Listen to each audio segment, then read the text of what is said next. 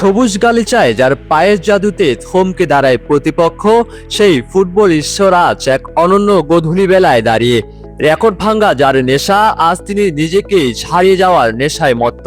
কিংবদন্তি থেকে অবিনশ্বর হয়ে ওঠার পথে লিওনেল মেসি দাঁড়িয়ে আছেন মাত্র এক কদমের দূরত্বে।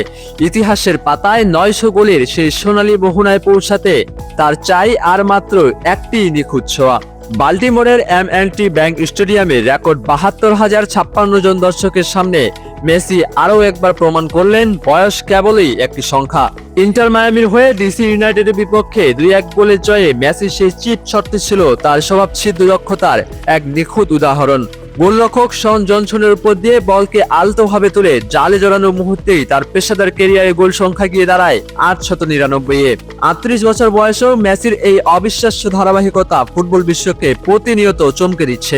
2023 সালে জুনে ইন্টার মায়ামিতে যোগ দেওয়ার পর থেকেই ক্লাবটির হয়ে ইতিমধ্যে 80টি গোল করেছেন তিনি। তার বর্ণাঢ্য ক্যারিয়ারের দিকে তাকালে দেখা যায় স্প্যানিশ জায়ান্ট বার্সেলোনার হয়ে তিনি করেছেন রেকর্ড 672 গোল, ফরাসি ক্লাব পিএসজির হয়ে 32 গোল এবং আর্জেন্টিনা জাতীয় দলের জার্সিতে তার গোল সংখ্যা 115। এই গোলগুলোর মাধ্যমে বার্সেলোনা, আর্জেন্টিনা এবং ইন্টার মায়ামি এই তিন দলের ইতিহাসে এখন সর্বোচ্চ গোলদাতার সিংহাসনটি তারই দখলে। ফুটবল ইতিহাস এখন এক অধীর আগ্রহে তাকিয়ে আছে সেই একটি গোলের দিকে, যা হলেই মেসি স্পর্শ করবেন 900 গোলের অতি মানবীয় মাইল ফলক। মাহমুদ বিন মারুফ, স্পোর্টস ডেস্ক, ডেইলি সকালবেলা।